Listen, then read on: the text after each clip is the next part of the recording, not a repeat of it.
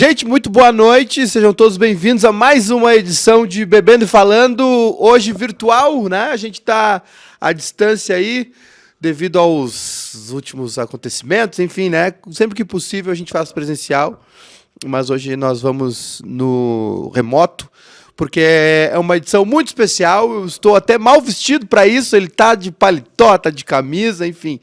É uma pessoa que muitas pessoas, muita gente, né, a galera que nos acompanha, que nos assiste, muita gente sugeriu, pediu a presença dele aqui, e é óbvio, né, eu também sempre quis tê-lo no nosso podcast, enfim. E hoje, para todo mundo, para alegria de todos, deu tudo certo. Meu querido Lauro Quadros, seja bem-vindo, muito boa tarde, a gente está gravando à tarde, vai ao ar à noite. Lauro, obrigado de coração por ter aceito o nosso convite e bem-vindo, boa tarde, um prazer estar falando contigo. Oi, Maiká, que alegria. Primeira pergunta para ti. Não é só tu que vai perguntar, eu também pergunto. Como é que tá a tua vida sexual, guri? Mais parada que água de poço.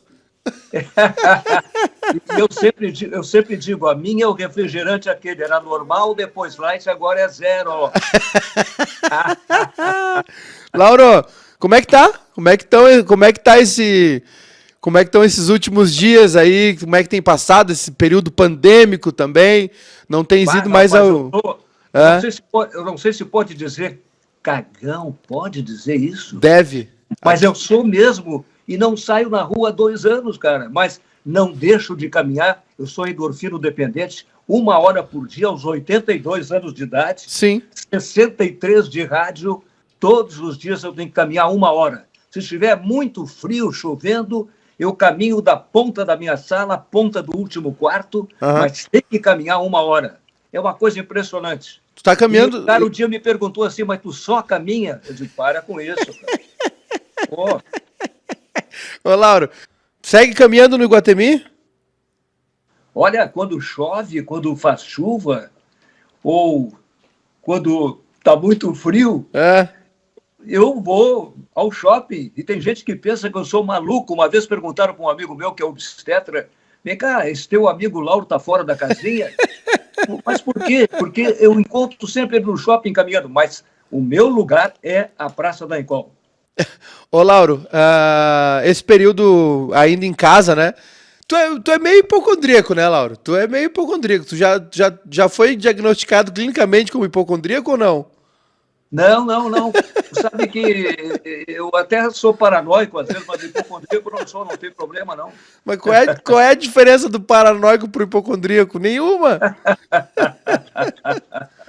Ô, Lauro. Tu sabe, mas, que eu vou te contar uma coisa. Eu falei que eu estou no rádio há 63 anos, tá? Sim. 1959.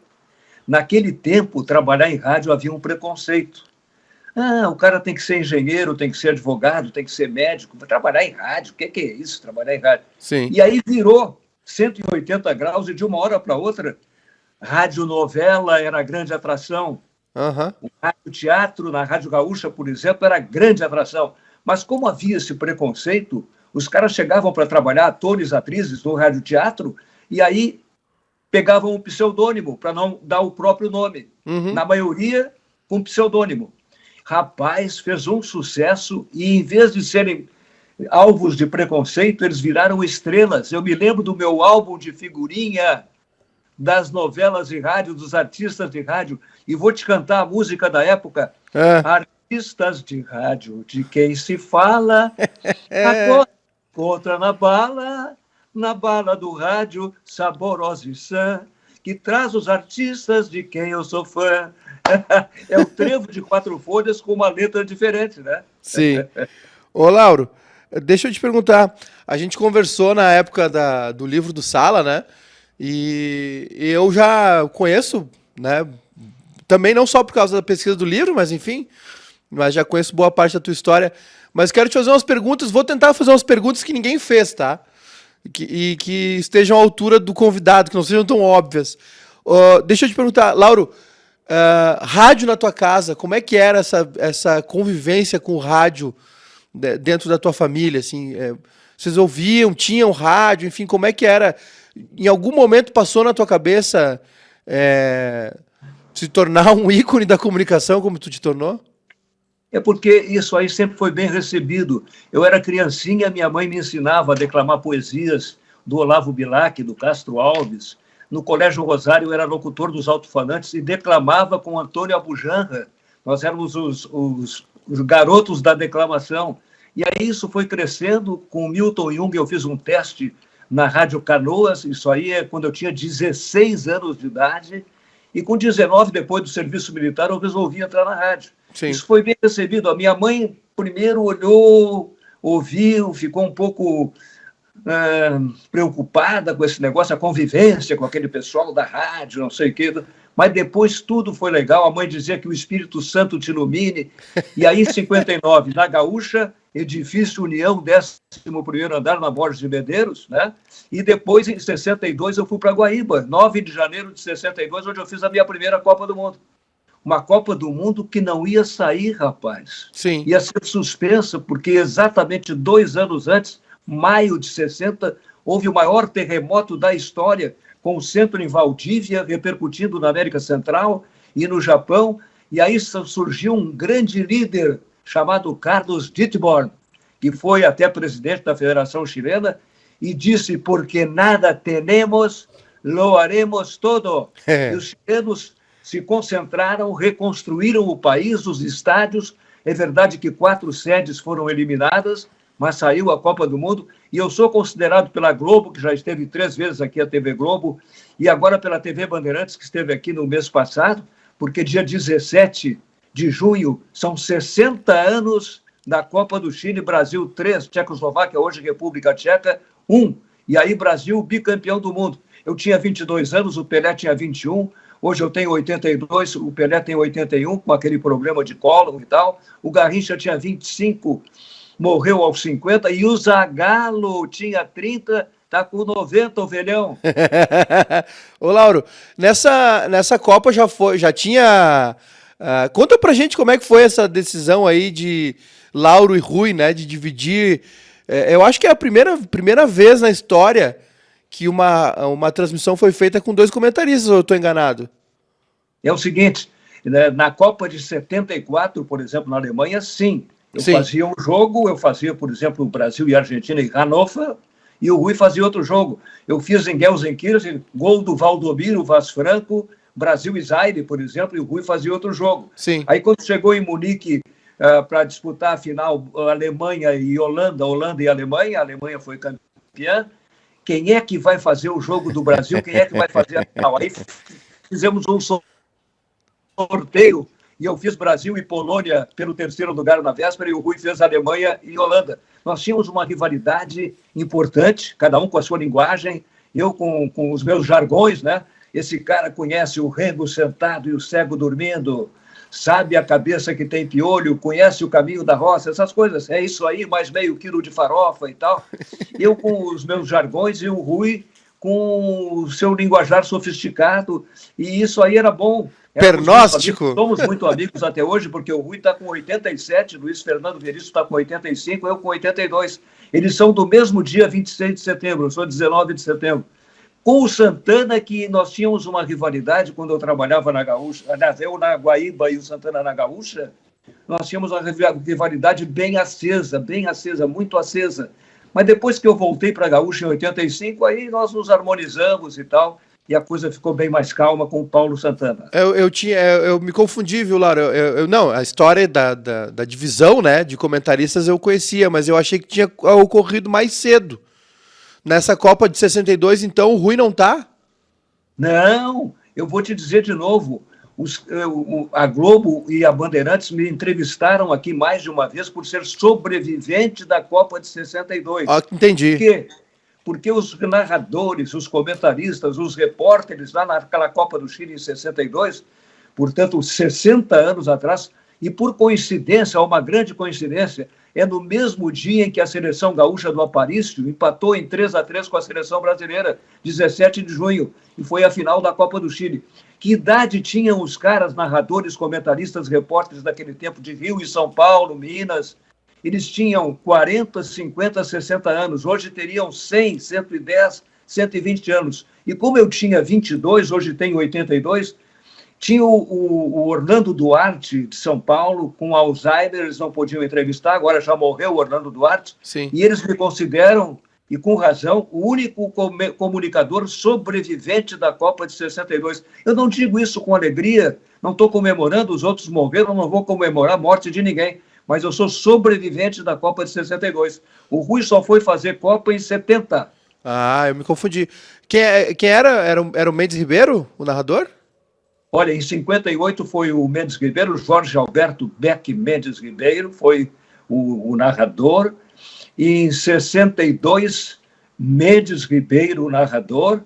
E eu estava com ele lá, uma grande equipe, Amir Domingues de comentarista, Ataíde Ferreira era o outro narrador, Adroaldo Streck e eu éramos repórteres, o Alcides Krebs e o Bruno Steiger estavam na técnica, na Gaúcha tinha o Antônio Carlos Rezende, tinha o Viri Gonzer, tinha o Alves Aquino, e olha, eu gosto de contar essa historinha, na final da Copa do Chile em 62, o Flávio Caras Gomes, que não entendia nada de futebol, entendia muito de rádio, mas não entendia nada de futebol, tirou o microfone volante da mão do Streck, a Motorola, e foi na direção de um jogador. Eu sou repetitivo nisso aí, mas não importa, foi na direção de um jogador que estava chorando de alegria, de emoção, porque o Brasil era bicampeão do mundo.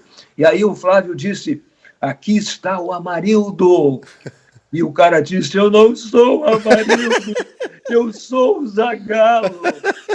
Até isso aconteceu, rapaz. Ô, Lauro, ainda te agrada o futebol? Ainda te agrada assistir futebol? Ou não te dá mais prazer? Tá muito ruim, tá muito chato? Eu vejo sempre na televisão, torcendo para a dupla Grenal, para o Juventude, porque para o profissional, o cara pergunta, tu é gremista ou colorado? Uhum. O cara colorado acha que eu sou gremista, o cara que é gremista acha que eu sou colorado. Uhum. Não, eu torço para eles todos, porque profissionalmente é bom que todos estejam lá em cima e nenhum esteja embaixo. Sim. Nem o Grêmio, nem o Inter na Série B, nem o Juventude. É ótimo para mim, entendeu? Claro. Mas depois do terremoto do Chile, com a Copa ameaçada, eles recuperaram. E aí, rapaz, era uma alegria nas ruas. E eu não esqueço o rock do Mundial.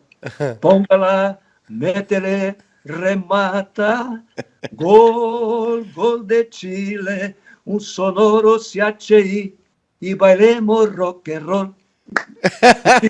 O Figueroa lembra bem, eu canto isso para ele. O Figueroa tinha 16 anos na Copa do Chile, já estava casado com a Marcela, porque eles casaram o Elias com 15 e a Marcela com 14. O Figueroa é 6 anos menos que eu, e já avô, jogávamos futebol de salão anos e anos juntos na casa de Portugal, e o Figueroa dizia assim, joguei com Carpegiani, joguei com Falcao, pero Lauro Quadros, brincadeira. Bom, era o Larry, o Oquelésio, o pai do Mauro Galvão, o Figueroa e mais uma turma jogando toda terça-feira, anos a fio, futebol de salão. Agora tu vê. Não, tem imagens de vocês, tuas jogando futebol, tua jogando com Chico Buarque também, né? Chico Buarque e o MPB4, isso aí aconteceu também, tá no meu livro, isso aí. Ô, Lauro, deixa eu te perguntar, ainda sobre futebol e tal, mas Grêmio Inter, o que tu tem visto? Champions League, seleções, ou é tudo? Realmente tá assistindo tudo? É uma coisa engraçada, eu vejo essas novas gerações muito ligadas no futebol europeu, pois com razão, porque o futebol europeu está acima do nosso no presente momento. Tomara que isso passe, tomara que o Brasil tenha a chance da Copa do Mundo. Mas eu não sou muito ligado em ficar vendo. Claro, eu sou apaixonado por essas cidades todas. Imaginem, Munique é uma cidade que eu sou apaixonado por ela, Bayern München, meu Deus do céu. Mas eu vejo mesmo o futebol brasileiro, a seleção, o Tite, meu amigão, treinando a seleção. Aliás, a Globo esteve aqui uma vez, já que estamos falando em futebol. No caso, foi a Sport TV que esteve para gravar comigo aqui faz tempo. Sim. Sobre o protagonismo dos técnicos gaúchos na seleção brasileira. Então, aí, assim, ó, Tite de Caxias, Luiz Felipe Scolari de Passo Fundo, Dunga de Ijuí, Mano Menezes de Alto de Sobrado, que é Venâncio Aires, Oswaldo Brandão, que é de Taquara, João Saldanha, meu amigo, meu irmão, nós temos histórias inesquecíveis, o João e eu, que é do Alegrete, Cláudio Coutinho, Dom Pedrito e o único de Porto Alegre, o Silvio Pirillo. Isso eu nem fazia ideia da existência. Silvio Pirillo, eu não conhecia. 8 treinadores na seleção brasileira do Rio Grande do Sul, sem contar que fomos campeões pan-americanos no México em 56, uma seleção gaúcha representando o Brasil, base no Internacional, técnico Francisco Duarte Júnior, gaúcho, claro, Teté, e 10 anos depois, Copa O'Higgins no Chile, base no Grêmio, técnico Carlos Benevenuto Froner, de novo técnico do Rio Grande do Sul. Então, já são as seleções brasileiras, contando essas duas, 10 treinadores gaúchos. O Froner é o grande mestre do Filipão, né? É o grande mentor, né? Ah, sem dúvida nenhuma, sem dúvida nenhuma. Lauro, dessa turma mais da antiga aí, quem mais tu lembra de histórias aí? O Foguinho, na época do Grêmio, citaste o Figueroa agora também. Do Foguinho, eu era muito amigo, o Oswaldo Rola, ele era alfaiate, o Foguinho. Sim. E jogou com o Luiz Carvalho na década de 30, né? Era um time incrível. O Telêmaco Frazão de Lima, eu jogava carta com o Telêmaco Frazão de Lima. Bom, mas o Foguinho foi tudo, né, Lauro? O Foguinho foi jogador, técnico, membro do sala de redação. Com o Foguinho eu tenho histórias incríveis. Sabe que o Cruzeiro de Porto Alegre foi o primeiro clube, não foi nem o Inter nem o Grêmio. O Cruzeiro foi que viajou pela Europa com grande sucesso, treinador Oswaldo Rola, presidente Antônio Pinheiro Machado Neto, e o Cruzeiro fez uma campanha espetacular. Houve um jogo com o Real Madrid, por exemplo, que ninguém esquece, porque o argentino tão famoso quanto o Maradona, ou mais naquela época, o Maradona não tinha nem nascido, o Alfredo Di Stéfano chega para o Valtão, estava marcando o Di Stéfano de cima, lá em Madrid. E aí daqui a pouco o Di Stéfano diz assim, eu sou Di Stéfano de Real Madrid. E aí o Valtão diz, eu sou o Valtão de Canoas. Então, estou falando do Foguinho, do Oswaldo Rola. Eu fazia o setor do Cruzeiro logo que eu comecei, na montanha, onde é o cemitério João 23 hoje. Sim. O Abrão Lerman, que era o massagista, quando eu não pegava os nomes dos jogadores no coletivo, naquele tempo o repórter dava os titulares e reservas no coletivo, uma coisa maluca, e o Abrão anotava para mim muitas vezes e tal, o Abrão Lerman. Depois o Roarinho foi técnico do Cruzeiro.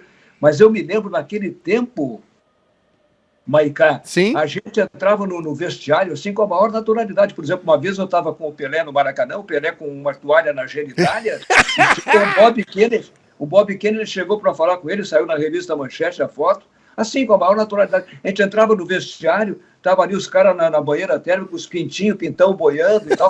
E uma vez eu fui na direção, o Foguinho está tomando banho no Estádio Olímpico, está debaixo do chuveiro. E eu era repórter, daqui a pouco eu digo assim, seu Rola, não dá, tem que ser agora. Aí o Foguinho sai debaixo do chuveiro, peladão, todo molhado, para me dar entrevista. Agora tu vê. Imagina isso nos dias atuais. Nunca. O Pelé, tem história boa com o Pelé, Laurinho? Olha, o Pelé tem, por exemplo, a primeira história com o Pelé, Copa de 62, o Pelé no segundo jogo contra a Tchecoslováquia, depois foi a final com o Brasil, esse jogo foi 0-0. Sim. O Pelé se machuca e não joga mais a Copa, o Amarildo entra no lugar dele. Aí quando o Pelé se machuca, naquele tempo, como eu já disse, a gente entrava no vestiário, eu sentei num banco do lado do Pelé. Sim. E o Pelé começou a chorar, porque ele sentiu que não ia mais jogar a Copa do Mundo. Ele tinha sido campeão com 17 anos na Suécia. Uhum. Aliás, eu estava em Göteborg, em 83, um jogo da seleção brasileira em comemoração aos 25 anos da Copa de 58, lá em Göteborg. Mas vamos voltar à Copa de 62. Vamos lá. Aí o Pelé está chorando inconsolavelmente, né? E eu chego ali, meio querendo consolar o Pelé, e aí um palhaço lá, um repórter, não sei se era do Rio, de São Paulo, isso aí é mimimi dele. Mimimi, o cara não jogou mais. Só que em vez de o Amarildo ser o craque da Copa, quem foi o chuteira de ouro e a bola de ouro e chuteira de ouro foi o Garrincha, Sim. O Mané Garrincha. Vou repetir, bola de ouro e chuteira de prata. Bola de ouro como o melhor jogador da Copa e chuteira de prata como goleador da Copa. Vieram aqui me entrevistar, os da Globo, TV Globo, 3 câmeras na minha sala, imagina, e uma entrevistadora. E isso aí está no Globoplay, para quem quiser olhar lá. Claro. O primeiro episódio onde eu apareço é de graça, são 4 episódios. E a história do romance Mané Garrincha e Elza Soares.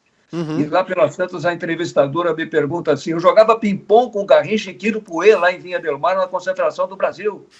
Jogava ping-pong com o Garrincha, podia, não tinha problema nenhum. E aí, enquanto isso, a Elza Soares estava ao lado, em Valparaíso, cantando com o Louis Armstrong. Sim. E, por tudo isso, vieram aqui como sobreviventes da Copa, como amigo do Garrincha e tal, vieram me entrevistar aqui. O romance do Garrincha com o Elza Soares. Garrincha tinha 9 filhos com a Nair, a mulher dele, tinha 9 filhas, todas mulheres, com a Nair, 2 filhos com a amante dele, namorada dele, a Iraci, tinha o Garrinchinha com o Elza Soares, que morreu muito cedo, né? E tem ainda na Suécia, né? Filho de 62 anos na Suécia, que não foi feito na Copa de 58, foi no ano seguinte, numa excursão do Botafogo, e tem 2 netos suecos, um deles joga na Inglaterra. Bom, mas eles vieram aqui me entrevistar e daqui a pouco a moça me pergunta assim, e qual é a música que o Garrincha mais pedia para Elza Soares? Eu digo, era Didi, do Tom Jobim. Ai, Didi, se soubesses o bem que eu te quero. Eu digo, mas ele gostava mesmo, era do começo dessa música. Como é que era o começo? Céu tão grande é o céu, e bando de nuvens que passam ligeiras, para onde elas vão? Ai, eu não sei, não sei. Ô, Lauro. Não. Pelé, né? O Pelé. Bom, sim. Então o meu contato com o Pelé começa na Copa de 62, e o último contato que eu tive com o Pelé, eu estava no Rio de Janeiro, porque troféu tem toda hora para a gente, eu não quero ser mal agradecido e tal, mas daqui a pouco vira um saco também, aqui entre nós, né? Aqui entre nós, vira um saco. Troféu Gandula, por exemplo, eu não tive saco de lá receber. O Falcão trouxe para mim, porque ele ganhou o troféu Gandula e trouxe o meu. Eu tenho um neto que está com 25 anos, e quando tinha 5 anos ele olhava, não estou querendo me exibir, né? Claro. Mas me exibindo, ele olhava assim, os troféus do Volauro e tal. Aí veio um troféu de um banco lá do Rio de Janeiro, nem me lembro o que era isso, né? E eu fui para lá. Quando eu estou caminhando no pátio, na direção da sala, essa lá, e estou conversando com o Denis Menezes, repórter da Globo, e a uns 10 metros na minha frente está o Pelé conversando com não sei quem. E aí eu digo uma coisa para o Denis, o Pelé se vira, é a última vez que eu encontrei com o Pelé, e o Pelé se vira e diz assim, essa voz eu conheço. Imagina o vice do rei. Imagina o vice do rei. É isso aí. Ô, Lauro, ainda falando de futebol, porque depois a gente tem ainda que falar de Guaíba, Gaúcha, Sala, polêmica, enfim. Mas ainda falando de futebol, o futebol também era algo presente na tua vida, na tua adolescência, ou foi um caminho profissional que pintou pra ti? Tipo o Vianney, por exemplo. O Vianney não gostava muito de futebol e comentava bem pra caramba também.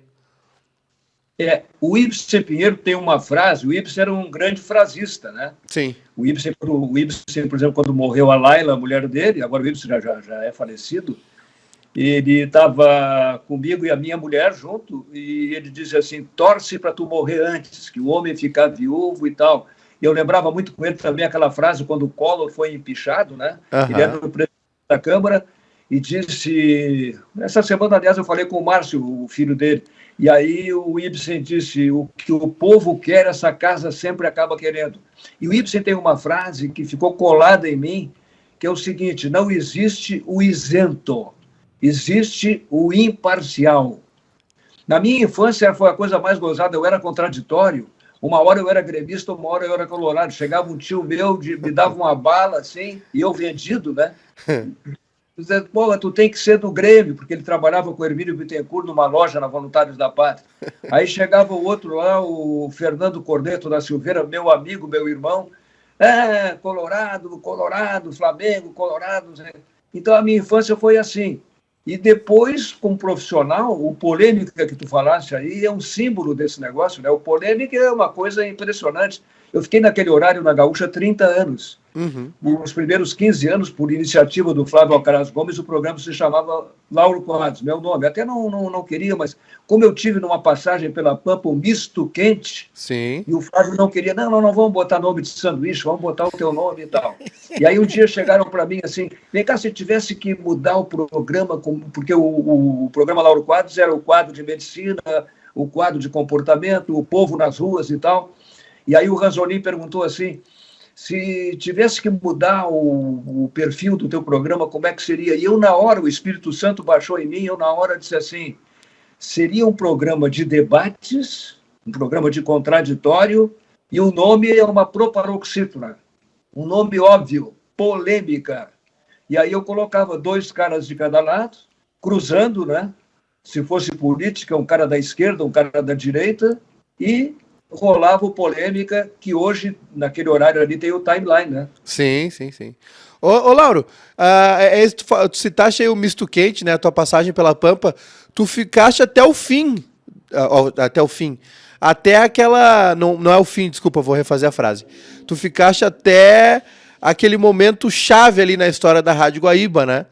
Tu foi um dos remanescentes ali, porque a Guaíba tem um movimento errado na década de 80 e ela começa a quebrar, né?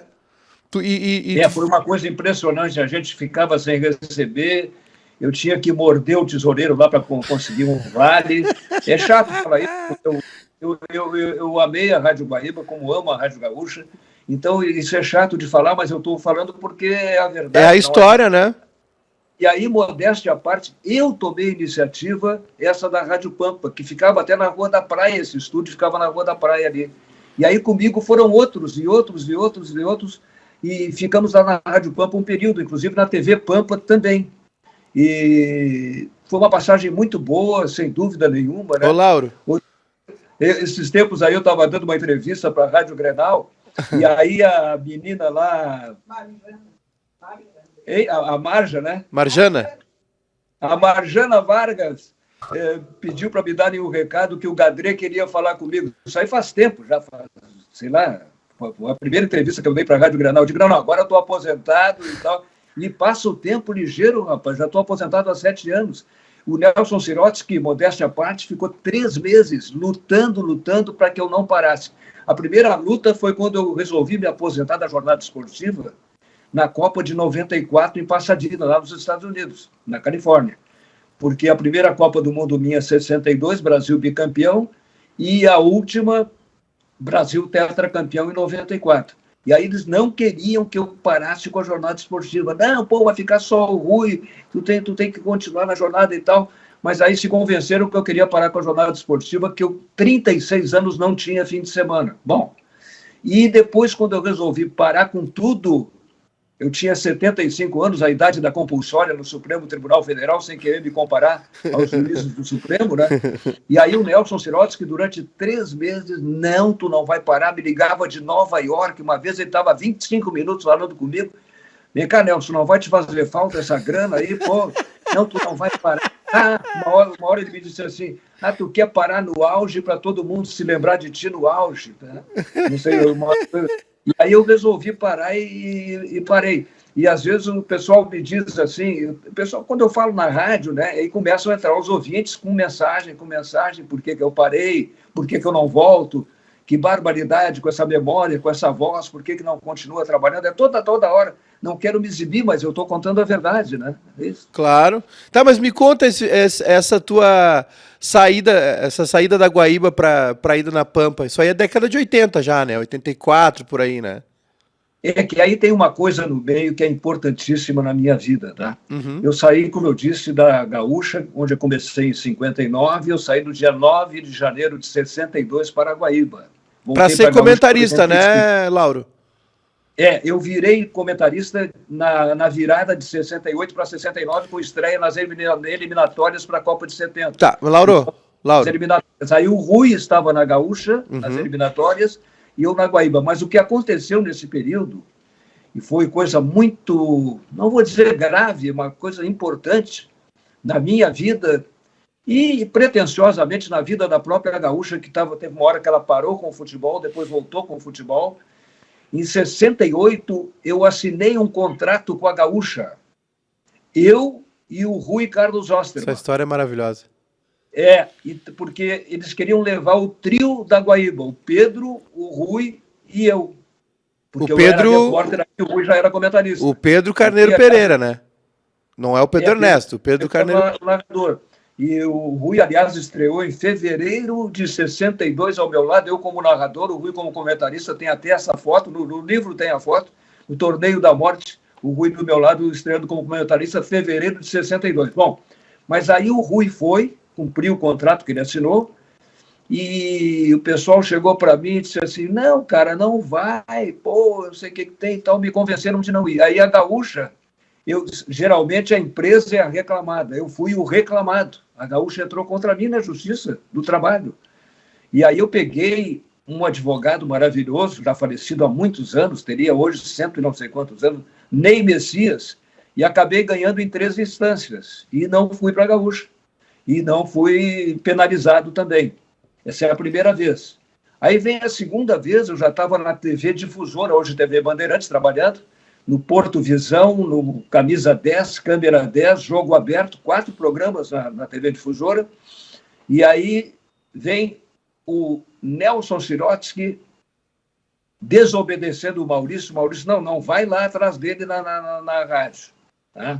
E aí o Nelson parou, acho que era um Landau, um LTD, uma coisa assim, parou na esquina da Calda Júnior com a 7 de setembro, me esperando para eu falar com o Dr. Breno, com o Ranzolin, com o Tonho e tal. E aí eu volto e os caras me duplicaram, triplicaram o meu salário, né? E aí houve um que disse assim, não, mas aí tem que sair da TV Difusora. A TV Guaíba não existia ainda. E aí o outro disse assim, não, o Dr. Breno Caldas disse assim, não, é bom ele continuar na TV Canal 10, porque ele vai aprendendo a fazer televisão cada vez mais, e quando surgir a nossa, ele está super preparado. Aí eu agradeci e fiquei, então, com um baita salário na rádio, mais o salário da televisão, era uma coisa incrível, assim, e voltei para o Nelson Sirotsky, lá embaixo na esquina, e disse, olha, não vou. Né? Bom, inclusive no livro do Nelson Sirotsky, porque teve uma terceira vez que aí a minha mulher participou, ele bota no livro do Nelson, tem uma descrição a respeito de uma outra desistência minha, foram 3. No livro do Sala também. 85 eu resolvi voltar. E aí voltei e todo mundo me recebeu muito bem. O Pedro Sirotsky conta uma ideia. Outro dia ele falou no rádio, conta uma história que está no livro dele também, que é o seguinte, quando o Nelson e o Maurício aceitaram que eu voltasse em 85, o Pedro disse assim, o Pedro Sirotsky estava bravo comigo, porque 3 vezes eu deixei de ir, e disse assim, bom, se ele entrar aqui, eu saio daqui, Pedro Sirotsky. E aí, quando eu voltei para a Gaúcha em 85, o Pedro contou outro dia no rádio, ele veio me abraçar e disse, seja bem-vindo e tal. Mas essa passagem pela Pampa... A minha mulher está lembrando aqui que o Maurício, quando ele falou isso, não, olha aqui, ó, tu quer sair se ele voltar, então tu pode sair que ele vai voltar. Essas negociações aí, Laura, a gente contou também no livro do Sala, né? Essas tentativas sim. Aí. Para ti, eu vou lembrar agora o Paulo Otran, o ator Paulo Otran. Eu sempre falo as mesmas coisas, ou quase só as mesmas coisas, para pessoas diferentes. É como tu ser Fernanda Montenegro, Paulo Otran... E tal, porque vão para o teatro, já são 200 vezes que eles fizeram a mesma peça. E aí, vou repetir tudo de novo, já fiz 200 vezes, mas o público sempre é diferente. Então, estou repetindo para ti, Maicá, mas não estou repetindo para várias pessoas que estão vendo. Né? Não, essa história era uma das que eu tinha anotado aqui para te perguntar.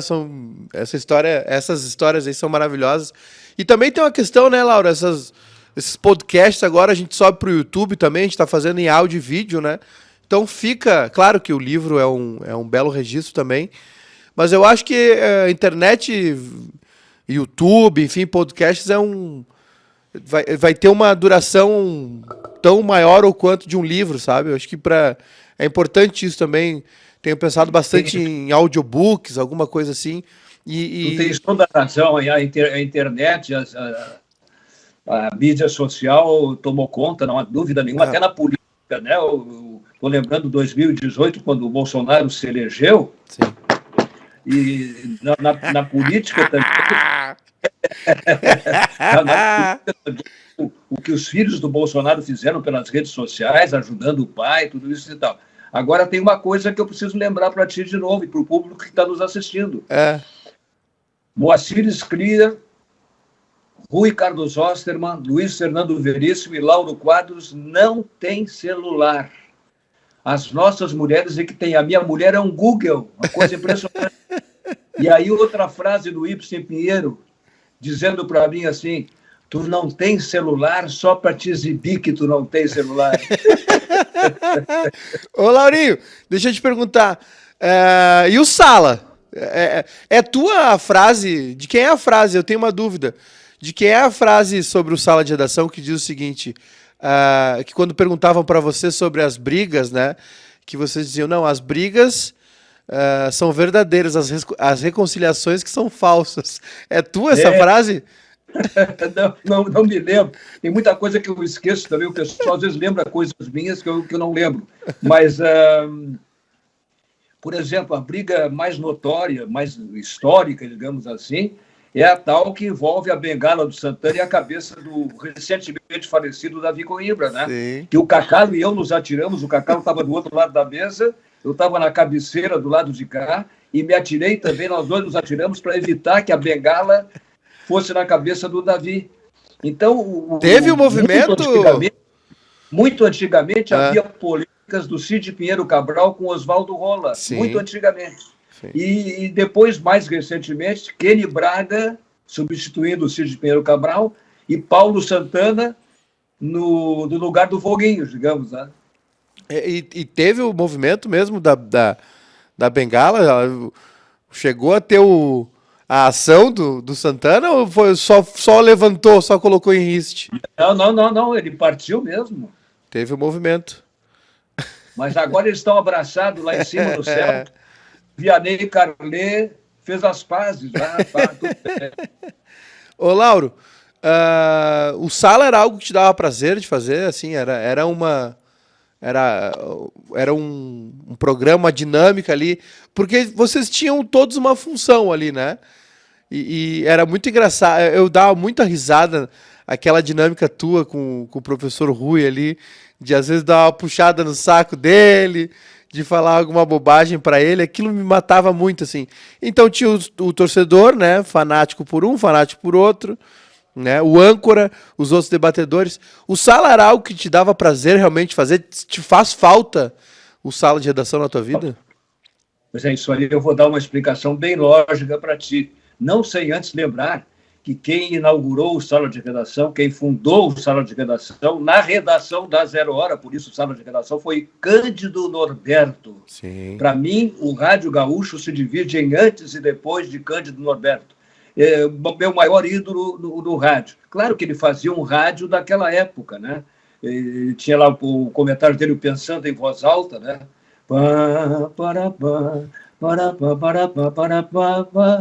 Glenn Miller, Moonlight Serenade, e tinha o Dois Dedos de Prosa do Manuel Braga Gastal. Bom, eu vou te responder da seguinte maneira. Depois do Cândido ancorar o Sala de Redação, sempre diz assim, Sala de Redação, debates esportivos. Por quê? Porque o Sala de Redação era muito maior que o debate esportivo. E no meio do Sala de Redação aconteciam os debates esportivos. Por isso que mantém Sala de Redação, debates esportivos. Bom, e aí o Cândido ancorava o Sala de Redação, o Rui Carlos Osterman foi âncora do Sala de Redação, e antes do Pedro, eu ancorei o Sala de Redação. Eu acho que o Belmonte também. Então, eu ancorei o Sala de Redação. E agora eu vou dizer uma coisa que não é uma demagogia, não é uma curva que eu estou fazendo. Eu não gostava de ancorar o Sala. Tinha ali os comerciais para ler, eu fui locutor comercial muitíssimos anos e tal, não tinha problema nenhum e tudo. E ia com aquela coisa do polêmica, ia administrando a situação, ancorando mesmo, né? Mas eu não gostava, porque como eu tinha muita coisa para falar dos comerciais, parecia que eu estava falando demais. E não sendo âncora, eu só entrava quando interessava para o debate. Então eu dei graças a Deus quando o Pedro pegou, que aí eu fiquei só para falar aquilo que interessava falar, entendeu? Claro. Não, e também era algo que a função de debatedor é que aí tu fica livre, fica solto, né? A criatividade fica borbulhando, enfim, as dinâmicas iam acontecendo. Mas debate esportivo é algo que tu assiste ainda, Lauro, que tu acompanha no rádio também ou não? Acompanho. Tem uma coisa aqui que eu quero colocar, vou pegar como gancho sala de redação e até posso acrescentar o timeline, por exemplo. Ou então ampliar para toda a programação. Eu encontro muitas pessoas, algumas nem tão velhas assim, que dizem para mim, puxa, que saudade, vocês é que faziam a coisa certa, bem feita e tal. Eu ouço o programa tal, vamos pegar o sala de redação então. Eu ouço o sala de redação, fica aquele...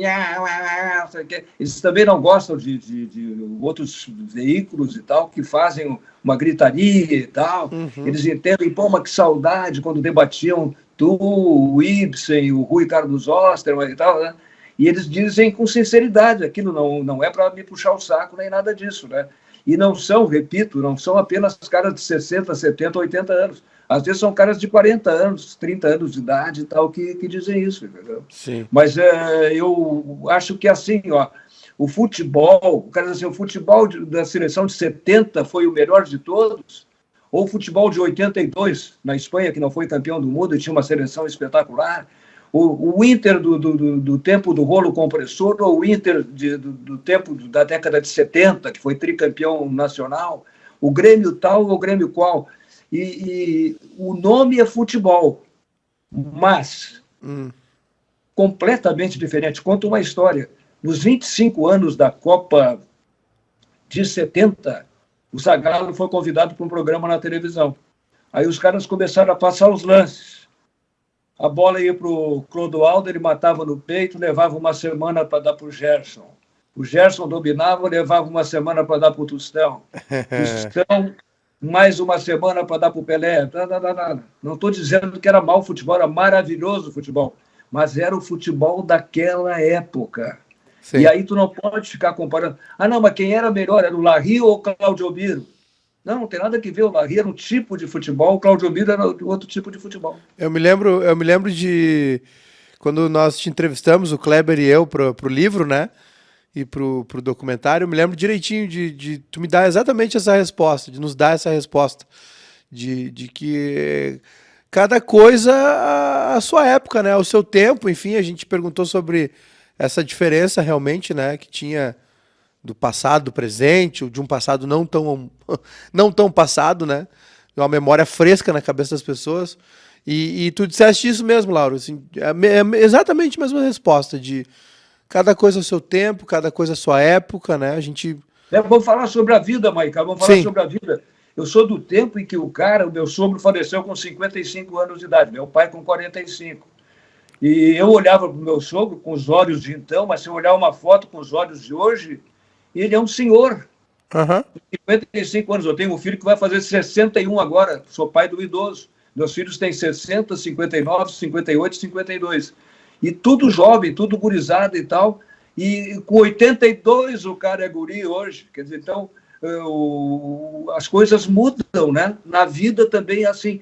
Se tu pegar um cientista, uma estatística, tu vai ver que no começo do século passado, 1900, a expectativa de vida não chegava a 40 anos. Ah, não, mas eu conheci gente com 90. Bom, mas aí era exceção.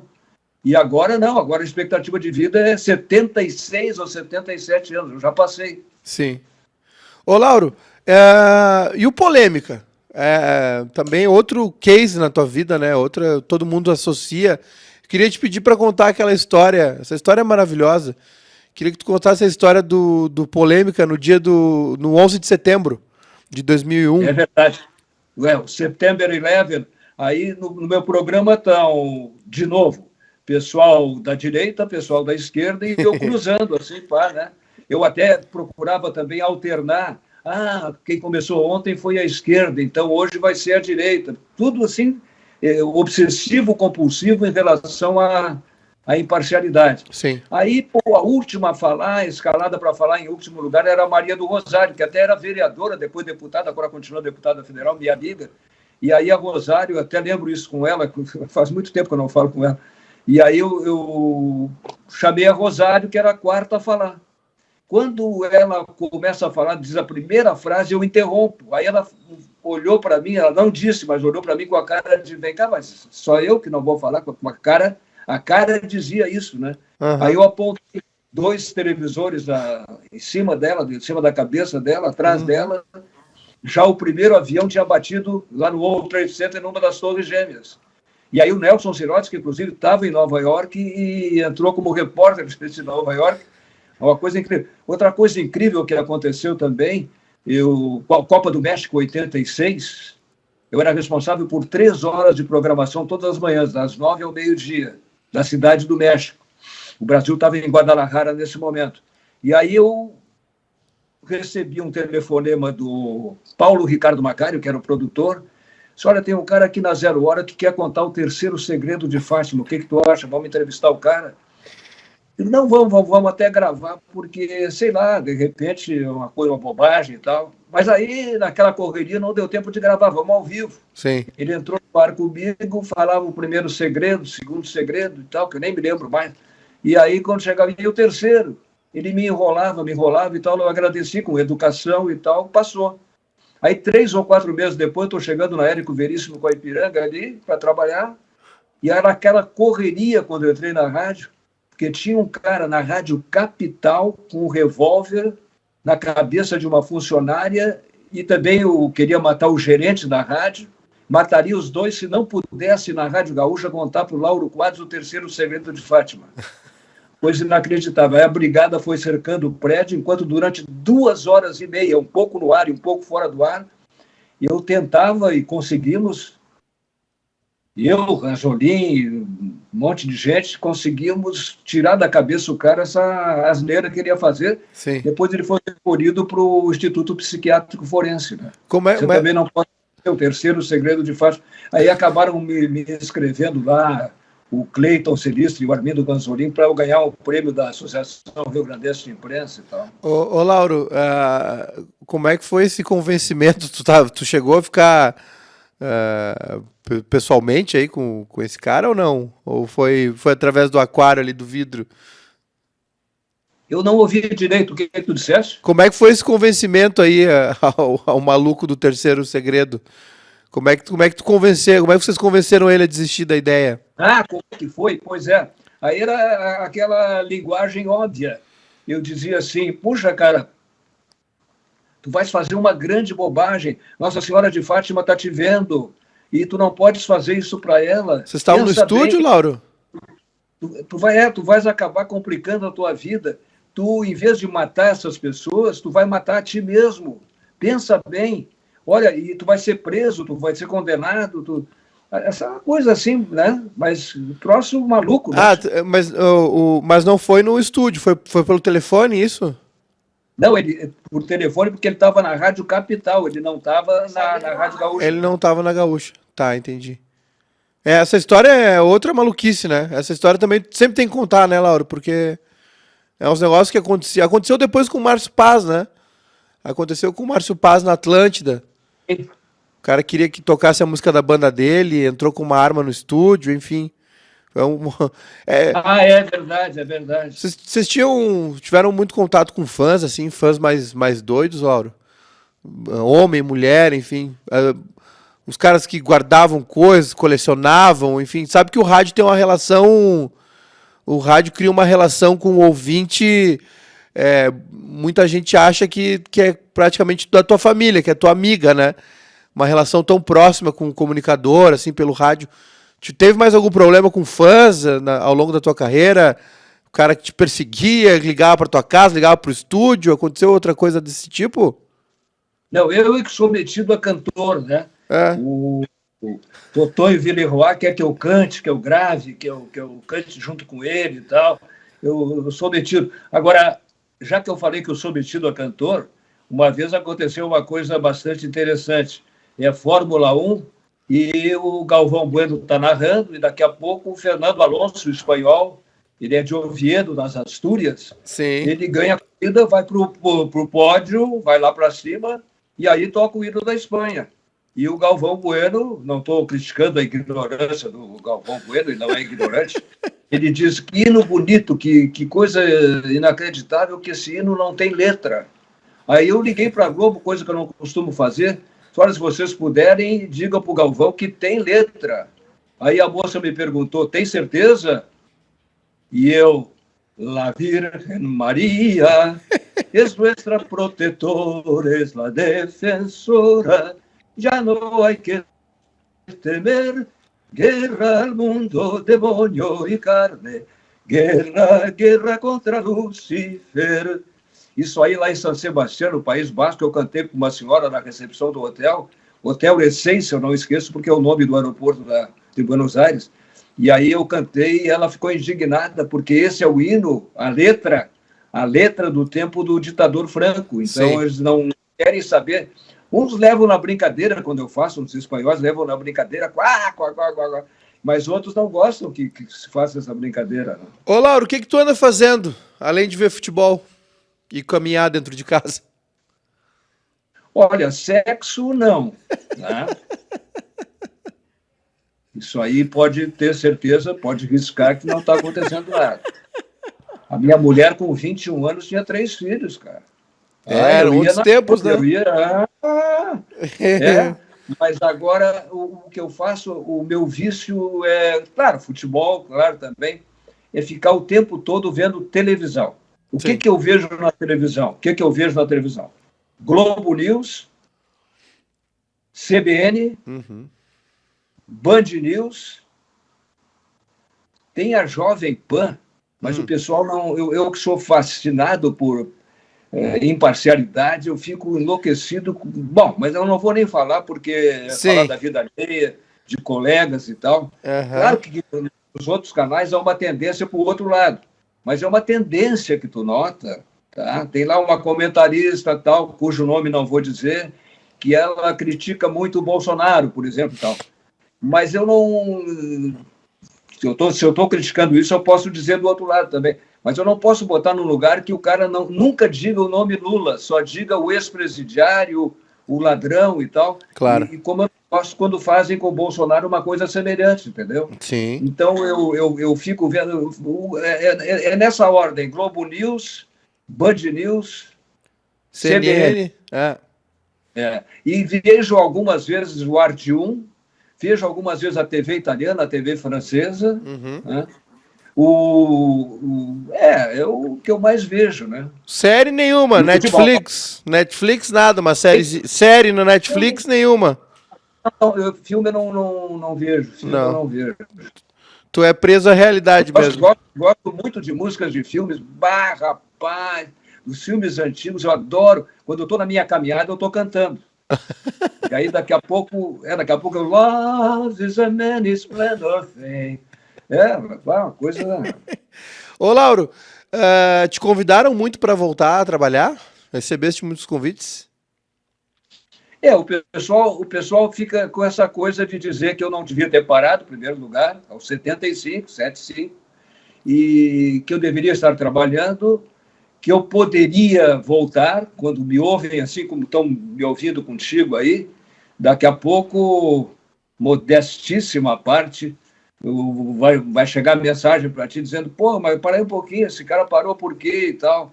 Mas eu fico pensando, tem a história do Gadré, né, da Marjana Vargas, que eu contei e tudo, e o REC passava aqui, Luiz Carlos REC, para me levar para a TV da Ubra, uma vez por mês, que eu prometi para ele que uma vez por mês, o Eduardo também da RBC, o Nando Gross tem que ir para Guaíba. Hein? O Nando?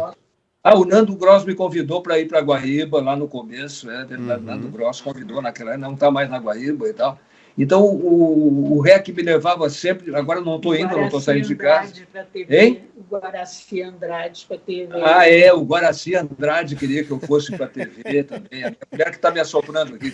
Então, claro, agora eu estou com 82, vou fazer 83, e eu me sinto...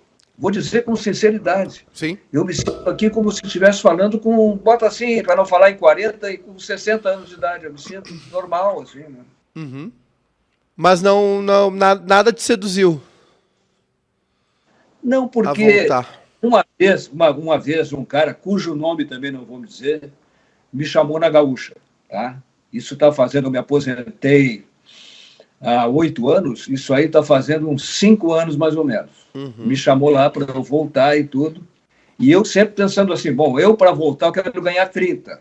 Jogador de futebol ganha 1 milhão, né? Eu quero voltar no mínimo 20, 25. Sim. Mas eu queria mesmo 30, tá bom. Pensando nas minhas contas mensais e tal. E aí o cara me assoprou, me deu a entender que seria 8. Eu digo, pô, mas eu vou me mobilizar diariamente, vou vir aqui para a Gaúcha diariamente. Eu parei, pô, e vou voltar por 8 pila. Aí eu... Se bem que perto da minha aposentadoria é muito dinheiro. A minha aposentadoria é 4.600. Esse 8 aí que tu falou é um número hipotético ou tu tá nos dando valores reais mesmo? Essa foi a proposta. Não, reais mesmo. O cara falou, me deu a entender assim, que eu não sei quanto é que os caras ganham lá, né? De repente, sei lá se isso aí, né, seria tão baixo pro padrão dos caras, não sei. E seria para fazer o quê? O Pedro Ernesto deve ganhar 30, não sei. E era te convidando pro sala de novo? O que era? Não, era para fazer não sei o que, mas pro sala também. Pro sala também. Isso aí já faz uns 5 anos até o... Já prescreveu, já podemos contar. Exatamente. Ô, Lauro. E tu é bairrista por quê? Não sei. Não tenho muita coisa em mim de bairrista, viu, Lauro? Não tinha. Depois eu fui descobrindo algumas coisas, mas no começo, lá atrás, não tinha muita coisa, não. Não tinha quase nada, inclusive. Aliás, é verdade que tu tem um irmão bairrista que é o Centro Histórico, não? tu sabe que o pessoal me convidava para ir nos locais, inclusive eu fui no Polêmica uma vez, num 20 de setembro, e eu tenho uma foto lá que tava, o Fabrício Carpinejar também tava, eu tirei uma foto com aquele óculos que ele usava na época, um óculos muito feio, inclusive, né? Que ele usava aquele óculos, parecia de paraquedista. E o pessoal... uma figura, os óculos aquele, de paraquedista, né? E aí o pessoal me convidava para ir nos eventos e chegava lá e eles esperavam que chegasse o Neto Fagundes, que chegasse o Bagre Fagundes. Mas chegava só essa merdinha aqui. Essa família aí do Bagre, da Marlene, eu adoro. Tu sabe que tem uma história, falar em Bagre Fagundes, né? Que na verdade é Euclides Fagundes. Euclides Fagundes filho e o neto é Euclides Fagundes neto. O Neto Fagundes, bom, uma história que... Qual é o melhor violonista do estado e talvez do mundo? Yamandu.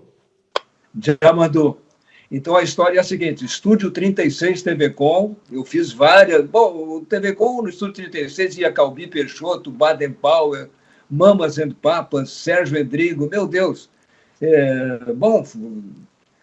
Cleiton e Cledir, tudo que tu pode imaginar lá no Estúdio 36. O Calbi não parava de cantar, o Baden Powell não parava de tocar, tinha que mandar eles parar de tocar. E aí, um dia, eu convidei o Luiz Carlos Borges, ele foi lá, e o Rogério Carboneira, que hoje é assessor do senador Lazier Martins e tal, o Rogério era meu produtor, disse, pô, o Luiz Carlos Borges está aí com o guri tem um violão, o gurizinho tem um violão também. Aí eu cheguei, pô, Borges, agora tu anda com um gurizinho? Pô, como é que é esse negócio? Aí ele disse para mim, esse gurizinho aqui que tem 16 anos... tu ainda vai ouvir muito falar nele. E aí o Djamandu toca com grandes orquestras do mundo, né? Aí depois, num troféu guri, eu estava no banheiro fazendo um xixizinho, e o Borges chegou para mim e contou que tinha ido cantar num aniversário de 15 anos, a moça, a guriazinha, era apaixonada por ele, e eles casaram. O Borges tinha, não sei, o Borges é quase da minha idade, eu acho. Sim. E vamos dizer que ele tivesse 60 e poucos e era 15, né? Uma coisa assim. O Yamandu é um fenômeno, né? O Yamandu. Tu citaste aí o Estúdio 36. Lembrei agora. Eu tenho salvo um vídeo do Bebeto Alves com o Lúcio Anel, lançando um disco que eu adoro, Mandando Lenha, tocando chamameceiro do do Mauro Moraes, mas que ficou famoso também com o Borges, no Estúdio 36. Lembrei agora, eu tenho esse vídeo salvo. Sim. O pessoal... não sei quem postou isso, mas eu vi no Instagram, inclusive. Né? Que não... Aliás, tu não tem nada disso, né, Lauro? Nem Instagram, nem Twitter, nem nada, né? Não, a minha mulher é que tem todo esse negócio. A minha mulher... Eu não entendo disso aí. O Estúdio 36, no fim, era apresentado do Renascença, com o público e tudo. Né? Sim, sim. Esse também faz falta, né? Acho que a TV Com faz falta. A TV Com foi um daqueles casos que a gente só deu valor depois que perdeu. Eu não sei, eu tenho essa sensação com a TV Com, porque faz falta esse olhar mais local. Não sei se tu concorda comigo, Lauro. O Estúdio 36 acompanhou tudo. Cleito e Cledir, queridos. Houve um momento que eles se separaram, depois voltaram.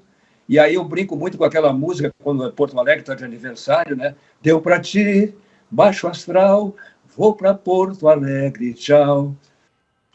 Ô, Lauro, agora a gente tem um quadro chamado 5 Perguntas, mas hoje ele vai se chamar Polêmica. E tu não vai poder justificar. São perguntas diretas e respostas diretas, viu? Tá preparado? Tá pronto?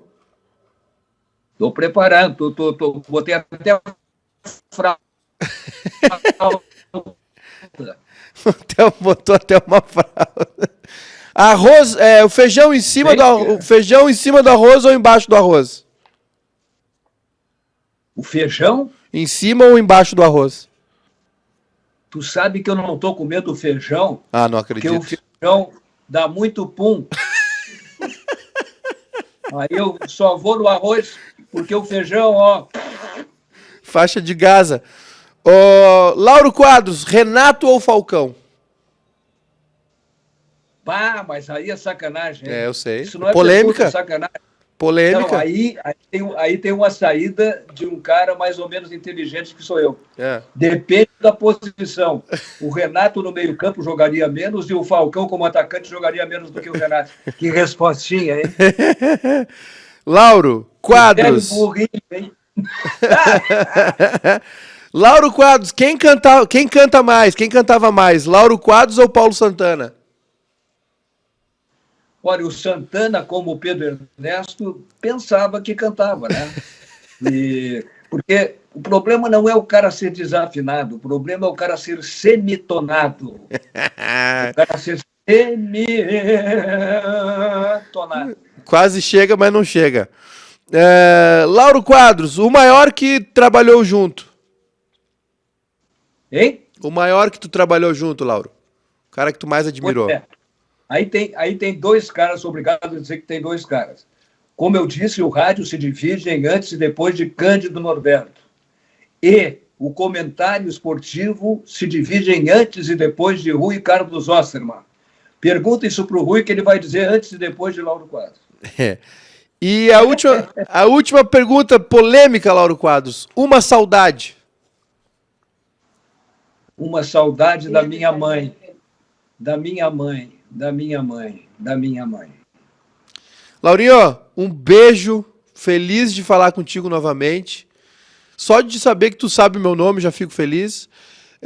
Encontrei o teu filho, um dos teus filhos há uns 3 ou 4 anos ali no entorno da arena, conversamos um monte, e ele falou que tu nos conhecia, e ele também me conhecia, fiquei muito feliz. Foi uma honra para mim conversar contigo aqui. Espero o Marcelo é que vai fazer, o Marcelo, meu filho, é que vai fazer 61 no dia 1º de outubro, e morou 23 anos em Buenos Aires, toda hora.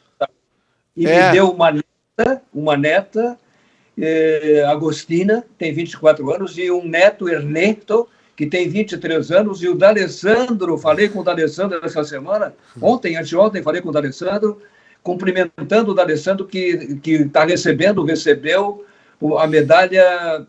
Farroupilha? Mérito Farroupilha.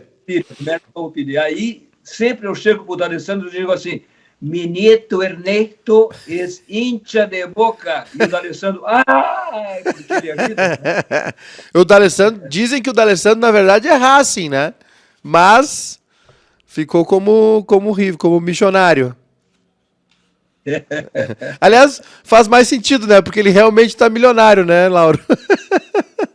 Ele é um cara muito querido. Sabe que o D'Alessandro, eu sou fundador do Instituto Câncer Infantil e há 30 anos presidente do Conselho do Instituto Câncer Infantil, que é um sucesso espetacular. Bom, o D'Alessandro é embaixador do Instituto do Câncer Infantil, que hoje já não é Instituto do Câncer Infantil RS, Rio Grande do Sul, hoje é Instituto do Câncer Infantil BR, Brasil, e ele é embaixador do Instituto D'Alessandro para a América Latina. O D'Alessandro é um grande cara também, a gente está tentando trazê-lo aqui. Laurinho, um beijo, viu? Desculpa te atrapalhar a tua tarde, tua Globo News. Não tem problema nenhum, guri. Saúde, felicidade. E olha, aquela pergunta da vida sexual não faço mais porque eu sei que tu tá devagar, quase parando. Tá? Lauro, um beijo. Obrigado. Outro. Valeu. Gente, foi mais um Bebendo Falando. Hoje não bebemos nada, né? O Lauro não bebe muito também, então tá cedo, nós não bebemos nada, só falamos hoje. Galera que tá no YouTube aqui, muito obrigado, né, assistindo. Depois vão ter os cortes também. Deixa um like aí na nossa live que ajuda no engajamento. E a galera do Spotify que nos ouve aí, igual o Lauro, fazendo exercício, lavando louça, dirigindo. Muito obrigado. Galera que nos ouve sempre também pelo Spotify, pelas plataformas de áudio. Lauro, um beijo, obrigado a todo mundo.